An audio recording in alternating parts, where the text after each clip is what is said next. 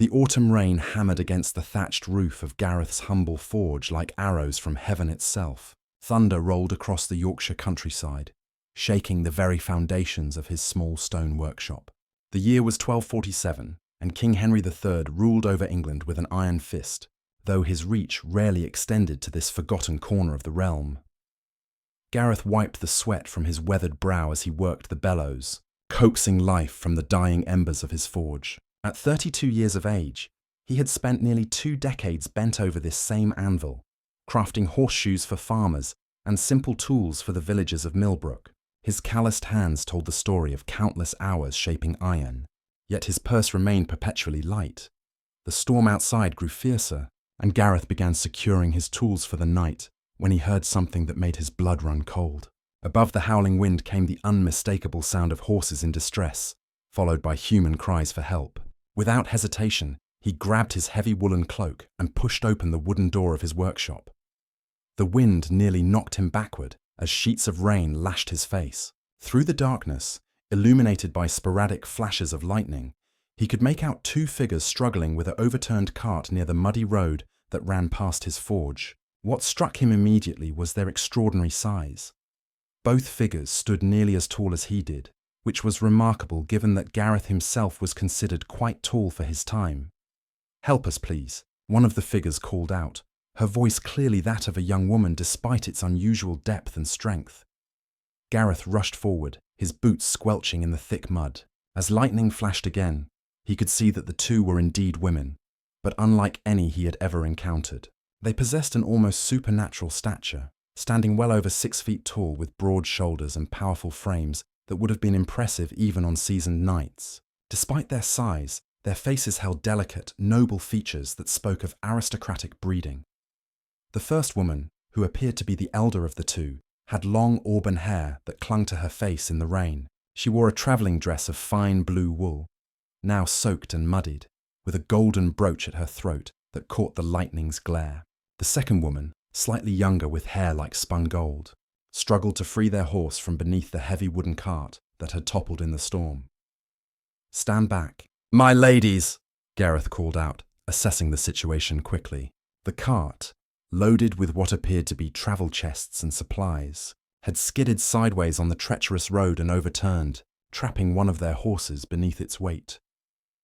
With strength born from years of working iron and stone, Gareth positioned himself at the cart's edge. "On my count, both of you pull the horse toward the road while I lift," he instructed, his voice cutting through the storm. The 3 of them worked in perfect coordination. Gareth's muscles strained against the weight of the heavy cart, his back protesting as he lifted with all his might. The 2 women, displaying remarkable strength of their own, managed to guide the frightened horse to safety just as Gareth's strength began to fail. The cart crashed back down with a thunderous crack, but the horse was free, though clearly injured. Its left foreleg bore an ugly gash, and it favoured the limb heavily. "Your horse needs immediate attention," Gareth said, breathing heavily from his exertion. "My forge has shelter, and I have supplies to tend the wound. Come quickly, before this storm worsens." The elder sister stepped forward, her bearing regal despite her bedraggled appearance. "Good sir, we are deeply in your debt. I am Lady Margaretta of Northumberland, and this is my sister, Lady Cordelia. We were travelling to York when the storm caught us unprepared." Gareth's eyes widened at the mention of Northumberland. That was the domain of powerful nobles who served directly under the king. These were no ordinary travellers, yet here they stood, as vulnerable to the storm as any common folk. "I am Gareth, the village blacksmith," he replied with a respectful bow. "Your titles matter little to the storm, my ladies. Let us get you and your horse to warmth and safety." Together, they guided the limping horse toward Gareth's workshop. The building, though humble, was solid stone with a sturdy roof that had weathered many such storms. Inside, the forge still glowed with warm embers, casting dancing shadows on the walls lined with tools and horseshoes. Gareth quickly lit additional oil lamps and spread fresh straw in one corner for the injured horse. As the warm light filled the space, he could see his unexpected guests more clearly. Both sisters were indeed giants among women, but their faces held an ethereal beauty that seemed almost otherworldly. Lady Margarita appeared to be in her mid-20s, with intelligent green eyes that missed nothing. Lady Cordelia, perhaps 22, possessed the same striking features, but with eyes the color of summer sky. "Please, sit by the forge and warm yourselves while I tend to your horse," Gareth offered, gesturing to a rough wooden bench near the fire. As he cleaned and bandaged the horse's wound with practiced efficiency, the sisters watched him work. Their presence filled his humble workshop with a strange energy, as if something momentous was about to unfold. The storm continued to rage outside as Gareth finished tending to the horse's injured leg. The animal, a magnificent destrier worth more than most villagers would see in a lifetime, seemed to trust the blacksmith's gentle touch. Steam rose from the sisters' damp clothing as they sat near the forge, creating an almost mystical atmosphere in the flickering light. "You have skilled hands." "Master Gareth," Lady Margareta observed, her voice carrying the refined accent of court nobility. Few men would risk themselves in such weather to aid strangers. Gareth secured the final wrap around the horse's wound and straightened, wiping his hands on a piece of clean linen. "Any Christian soul would do the same, my lady. The storm shows no mercy to high or low-born alike." Lady Cordelia, who had remained mostly silent, finally spoke. "You speak wisdom beyond your station, Blacksmith. Yet I wonder if you truly understand who we are and the danger that follows us." The elder sister shot her a sharp look of warning, but Cordelia continued. "Sister, he has already risked much. If we are to shelter here through the night, he deserves to know the truth." Gareth felt a chill that had nothing to do with the storm outside. He set down his tools and faced the two women directly. "Danger, my lady. What manner of danger could follow two noble sisters travelling to York?" Lady Margareta sighed deeply, her shoulders sagging as if carrying an invisible burden. "Master Gareth, what we tell you now could cost you your life if it reaches the wrong ears. We are not merely travelling to York, we are fleeing from it." She stood and began pacing the small confines of the workshop, her impressive height making the space seem even smaller. "3 days ago we were summoned to court by our cousin, Lord Edmund of Northumberland. We believed it was for a celebration, perhaps to announce our betrothals to suitable lords. Instead, we discovered a plot that threatens the very crown of England." Gareth's mouth went dry. Political intrigue was a dangerous game, one that claimed the lives of noble and commoner alike. "My lady, perhaps it would be better if I knew nothing of such matters." "Too late for that now," Cordelia interjected with a bitter laugh. "We overheard Lord Edmund meeting with Baron Fitzwalter and several other northern lords. They speak of rebellion against King Henry, claiming his weakness invites invasion from the Welsh and the Scots." Lady Margareta nodded grimly. "But their true goal is not to strengthen England. They seek to place Edmund on the throne and divide the northern territories among themselves. They plan to strike during the harvest festival, when the king travels to Canterbury with only a small guard." The implications hit Gareth like a hammer blow. Treason against the crown was punishable by death in the most gruesome manner imaginable. Simply knowing of such a plot made him complicit in the eyes of the law. "Why did you not report this to the king's men immediately?" "Because we discovered that several of the king's own courtiers are involved," Cordelia replied, her voice dropping to a whisper. "We could not know who to trust. Our only hope was to reach York, where our uncle, Sir William the Bold, maintains a small but loyal garrison. He served with King Henry's father and would never betray the crown." Lady Margareta returned to the bench, her face grave in the firelight. "But Lord Edmund discovered our escape. He sent his huntsmen after us, 20 armed men with orders to bring us back alive or dead. We managed to evade them for 2 days, but they cannot be far behind." As if summoned by her words, a new sound cut through the storm. The distant baying of hunting hounds. All three froze as the sound grew closer, carried on the wind like a herald of doom. Gareth's mind raced. His simple workshop offered little in the way of defense against 20 armed men. The walls were solid stone, but the wooden door would not hold against a determined assault. "How much time do we have? In this storm, with injured horses and tired hounds, perhaps an hour," Lady Margareta estimated. "Master Gareth, you have already done more than honour demands. Hide yourself in the village and claim you saw nothing. We will not think less of you for saving your own life." But Gareth was already moving, his blacksmith's mind working through possibilities. The old mine shaft behind the hill. It floods in heavy rain, but there are dry passages deeper in. If we can reach it unseen, we might hide until the storm passes. Cordelia shook her head. "Their hounds will track our scent regardless of the rain." "Not if we mask it properly," Gareth replied, already gathering supplies. He pulled several small pouches from a shelf and began mixing their contents in a metal bowl. My father was a hunter before he became a smith. He taught me tricks for confusing tracking animals. The mixture he created smelled powerfully of wild herbs and fox musk. This will hide human scent for several hours if applied properly. But we must move now. The longer we wait, the more likely they are to surround us. Lady Margaretta stood, her decision made. You risk everything for strangers, Master Gareth. Why? The blacksmith paused in his preparations, considering her question seriously. My lady, I have lived my entire life in this village, shoeing horses and mending tools. Perhaps God has given me this chance to serve a greater purpose than I ever imagined. The baying of the hounds grew closer, now joined by the distant sound of hoofbeats on the muddy road. Time was running short, and their lives now hung in the balance of the next few crucial decisions. Outside, lightning illuminated the approaching riders, their torches visible through the storm like angry stars cutting through the darkness. The hunt was closing in, and soon there would be nowhere left to run. The sound of approaching hoofbeats grew thunderous even above the storm's fury. Gareth quickly applied the pungent mixture to himself and both sisters, the fox musk burning their nostrils, but potentially saving their lives. He gathered what supplies he could carry: rope, flint, a small oil lamp, and his sharpest knife, while the sisters prepared to abandon their injured horse. We cannot take him, Lady Margaretta said sadly, stroking the destrier's neck. His injury would slow us, and the sound of his hooves would betray our position. He will be safe here, Gareth assured her, though they all knew the horse's fate if Lord Edmund's men found it. The mine entrance is perhaps 300 paces through the woods behind my workshop. Stay close and step only where I step. The ground is treacherous in this rain. They slipped out through a small rear door that Gareth used for gathering wood. The storm provided perfect cover, the driving rain making it nearly impossible to see more than a few feet in any direction. Lightning flashed intermittently, turning the landscape into a series of frozen images: twisted trees, muddy slopes, and the looming bulk of the hill that held their salvation.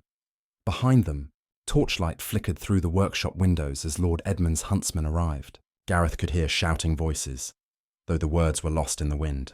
They had perhaps minutes before the search expanded beyond the building.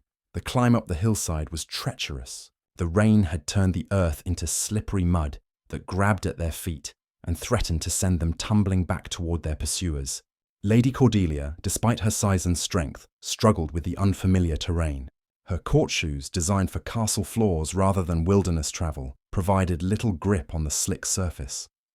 Here, Gareth whispered, offering his arm for support. Place your feet exactly in my footsteps. I know where the ground is most stable.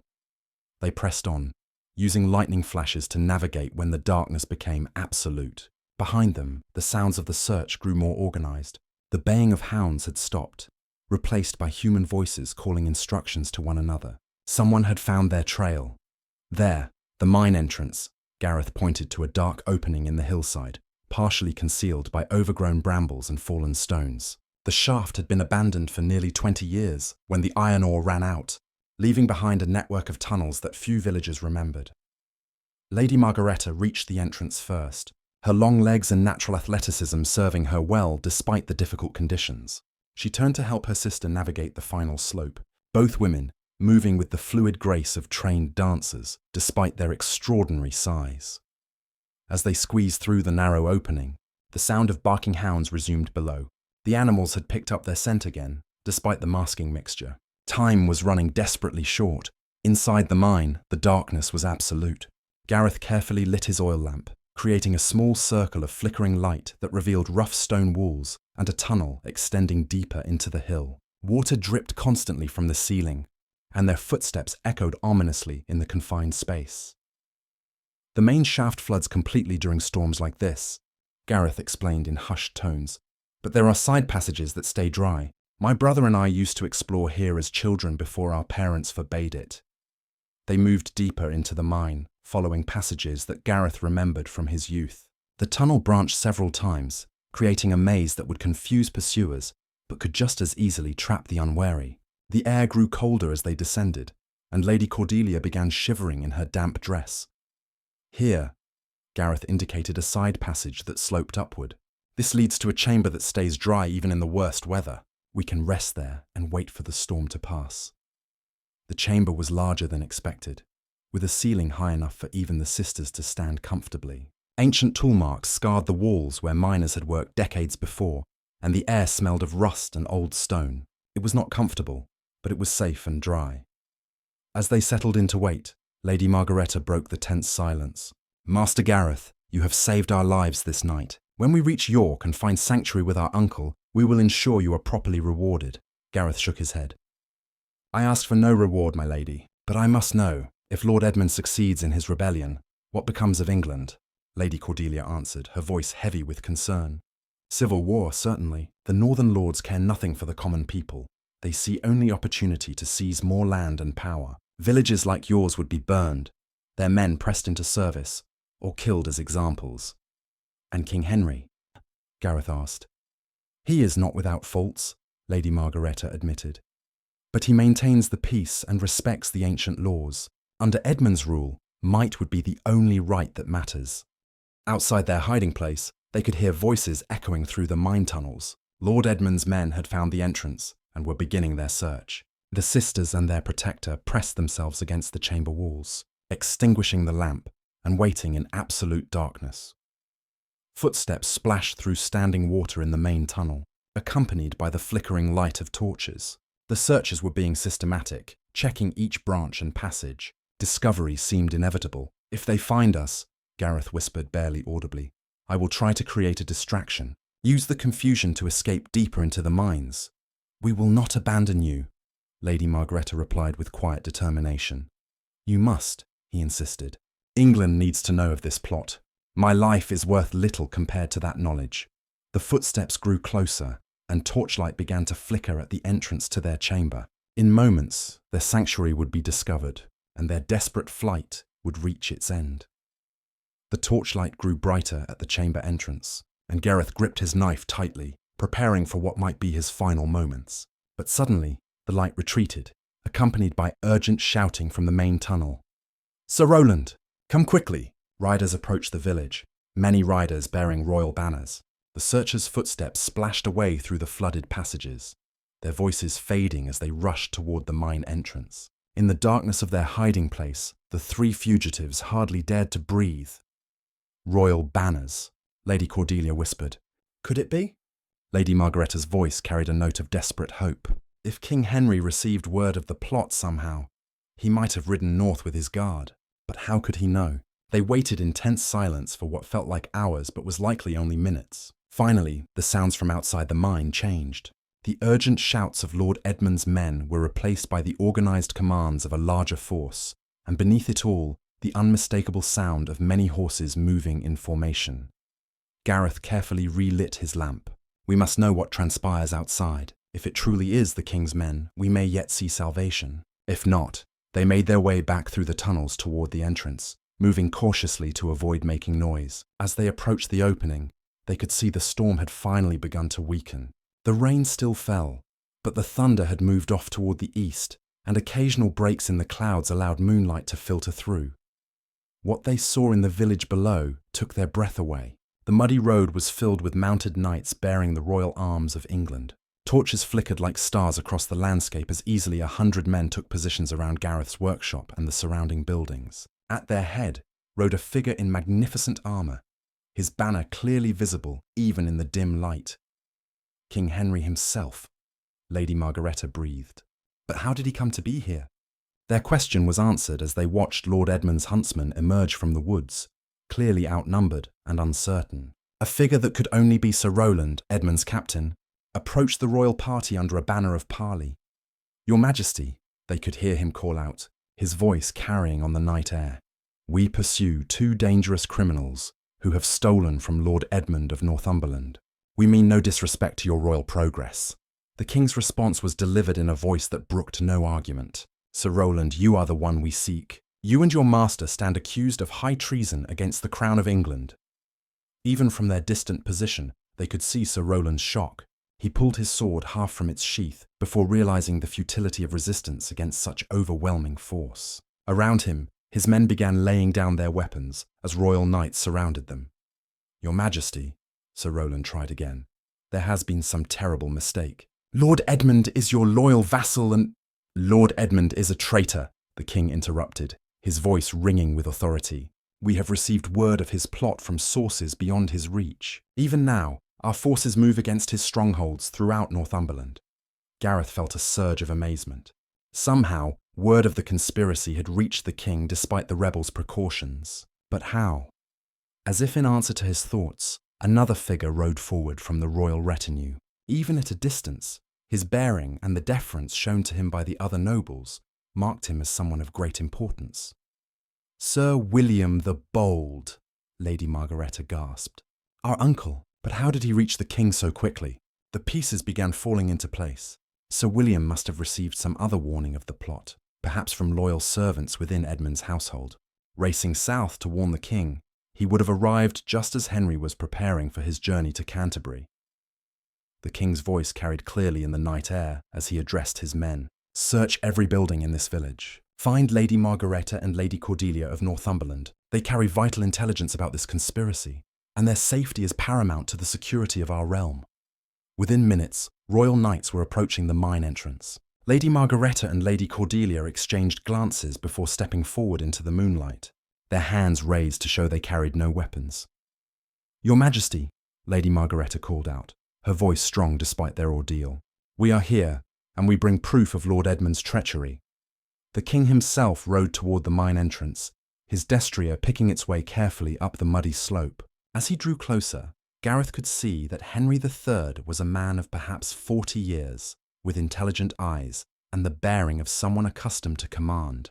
His armor was magnificent but practical, and his sword bore the worn grip of a weapon that had seen actual use. Lady Margareta, Lady Cordelia, the king said as he dismounted. Sir William has told us of your courage in discovering this plot. England is in your debt. Gareth stepped forward from the mine entrance, still clutching his blacksmith's tools. The king's guards immediately moved to protect their sovereign, but Henry raised a hand to stop them. And who might you be, good sir? The king inquired, his tone curious rather than threatening. I am Gareth the blacksmith, your majesty, he replied, dropping to one knee in the mud. I gave these ladies shelter when the storm trapped them. Sir William had now joined his sovereign, and Gareth could see the family resemblance between him and his nieces. Though of normal height, he possessed the same noble bearing and intelligent eyes. Uncle William, Lady Cordelia rushed forward, embracing the grizzled knight. How did you know to warn the king? Edmund's servant, a man loyal to our family, brought word 2 days ago, Sir William explained. He overheard enough to know that treachery was afoot, though not the full extent. When His Majesty learned that you had fled and might possess more complete intelligence, he ordered an immediate march north. King Henry studied the unlikely group before him, 2 giant noblewomen and a humble blacksmith who had somehow become central to preventing a rebellion. His next words would change all their lives forever.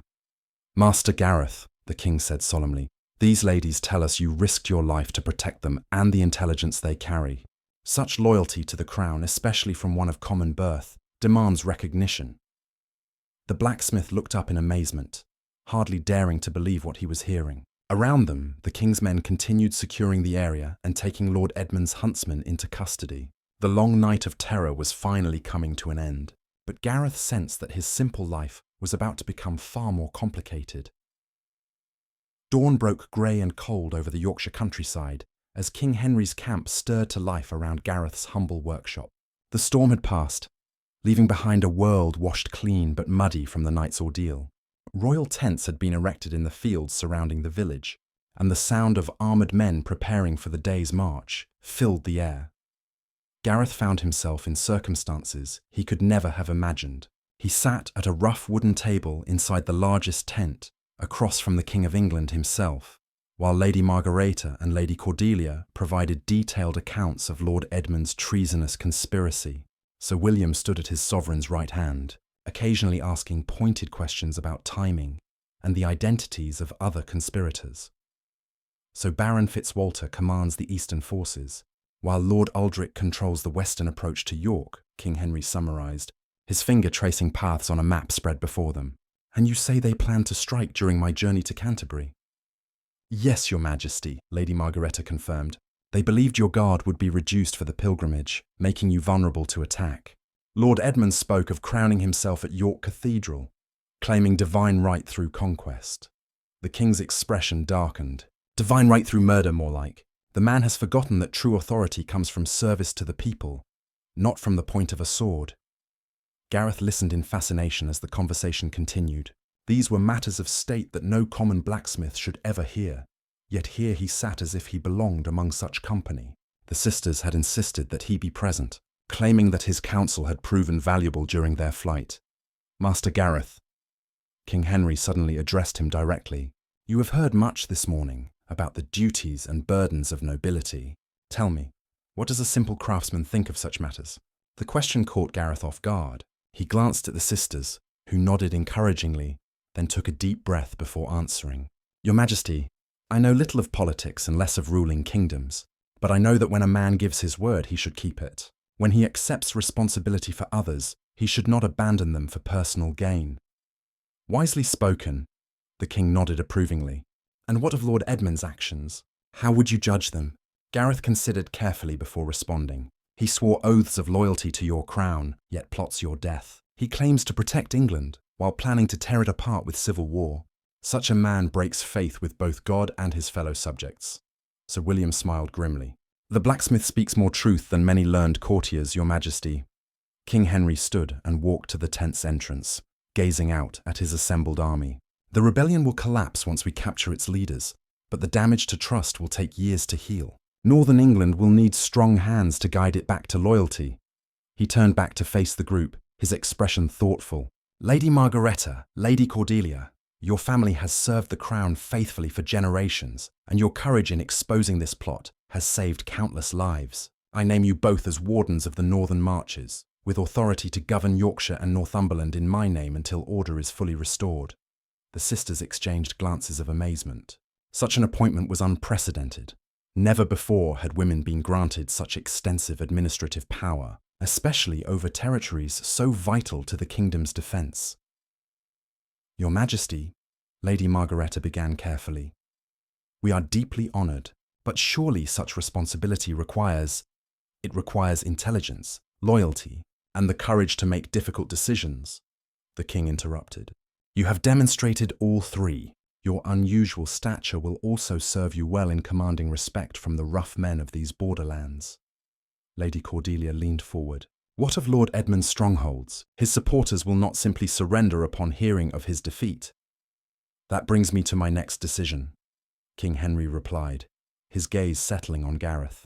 "Master Gareth, you have shown remarkable character in these past hours. You risked everything to protect two strangers, asked for no reward, and spoke wisdom when called upon to do so." Gareth felt his heart begin racing. "Your Majesty, I am but a simple blacksmith. Whatever service I have provided was merely Christian duty."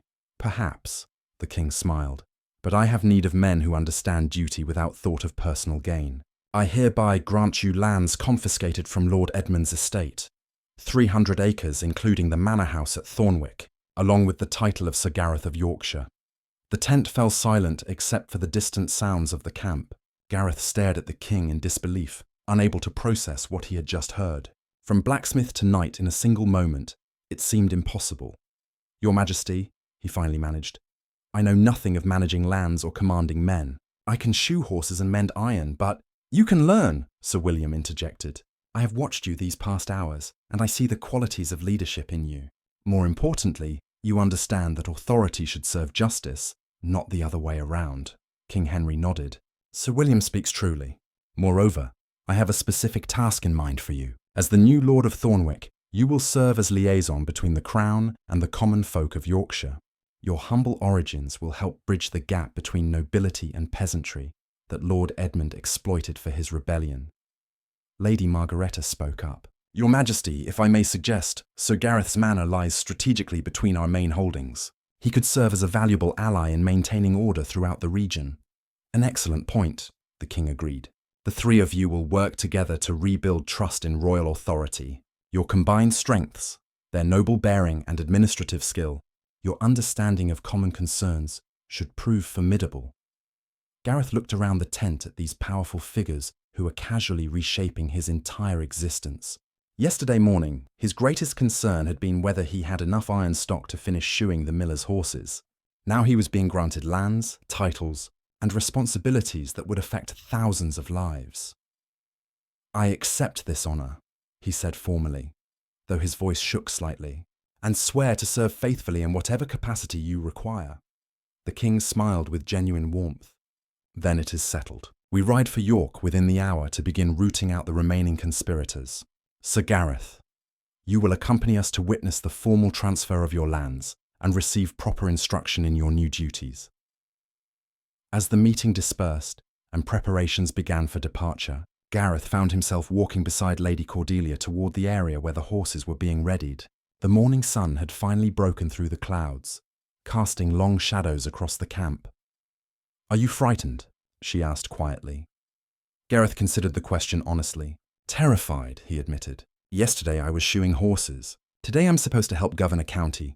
What if I fail?" Lady Cordelia smiled, her extraordinary height making her tower over him even more than usual. "Then you'll learn from your mistakes and try again. That's what separates true leaders from men like Edmund. The willingness to admit error and grow from it." As they prepared to depart for York and the next phase of their unexpected adventure, Gareth reflected on the strange turns of fate that had brought him to this moment. The storm that had seemed so threatening the night before now appeared to have been divine providence. Setting in 3 months had passed since that fateful storm night, and the great hall of Thornwick Manor buzzed with activity as Sir Gareth held his first formal court session. The autumn harvest had been gathered, and peasants from across his lands came to settle disputes, seek justice, and pay their respects to their new lord. The transformation had been remarkable, both of the man and of the lands he now governed.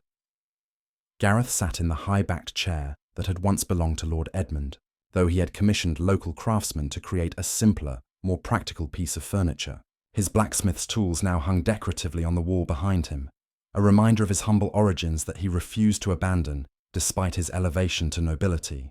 The heavy robes of lordship felt strange on shoulders more accustomed to a leather apron, but he wore them with growing confidence. At his right hand stood Lady Margarita, resplendent in a gown of deep green wool that emphasized her impressive stature. As senior warden of the Northern Marches, she had proven herself a masterful administrator, reorganizing the region's defenses and rooting out the last supporters of Edmund's failed rebellion. Her intelligence and noble bearing had won over even the most skeptical of the northern lords. Lady Cordelia occupied a similar position of honor at his left, her golden hair crowned with a simple circlet that marked her authority as Warden of Yorkshire's eastern territories. She had demonstrated an unexpected talent for military strategy, successfully negotiating the peaceful surrender of 3 strongholds that had initially declared for Edmund. "Master Fletcher," Gareth addressed the nervous peasant who stood before the high table, "you claim that Lord Aldwyn's sheep have damaged your grain fields. Present your evidence." The case was typical of many they had heard. Boundary disputes, questions of grazing rights, and complaints about the obligations of feudal service. But unlike the harsh justice that Lord Edmund had dispensed, Gareth's court sought solutions that served both lord and peasant fairly. As Fletcher presented his case, aided by several witnesses, Gareth found himself thinking back to that night in the mine when he had feared for his life. The terrified blacksmith who had hidden in those dark tunnels seemed like a different person entirely from the confident lord who now dispensed justice and managed vast estates. The transformation had not come easily. Sir William had spent weeks teaching him the intricacies of feudal law, estate management, and military command. The sisters had proven invaluable allies, their own unconventional rise to power, making them natural mentors for someone navigating similar challenges. "The evidence clearly shows damage to Master Fletcher's crops," Gareth announced after hearing both sides of the dispute. "Lord Aldwyn, your compensation of 3 silver pieces seems fair, but I also order the construction of proper stone markers along the boundary to prevent future conflicts." Both parties nodded acceptance of his judgment, a response that still amazed Gareth each time it occurred. The power to settle disputes with a few words remained almost mystical to someone who had spent most of his life taking orders rather than giving them. As the formal court session concluded, the 3 leaders withdrew to Gareth's private solar to discuss matters of greater import. Maps covered the large oak table, marked with the positions of royal garrisons and the movements of merchant caravans along the restored trade routes. "The king's letter arrived this morning," Lady Margaretta reported, producing a document bearing the royal seal. "Lord Edmund's trial has concluded. He and Baron Fitzwalter face execution next week, while the lesser conspirators will forfeit lands and face imprisonment." Lady Cordelia nodded grimly. Justice, but a sad end to men who might have served England honourably. Their greed and ambition destroyed not only themselves, but dozens of innocent families caught up in their schemes. Gareth examined the letter, his reading skills much improved from intensive tutoring over the past months. "The king also writes of his satisfaction with our progress in restoring order. Tax collection has returned to normal levels, and the merchant guilds report renewed confidence in northern trade routes.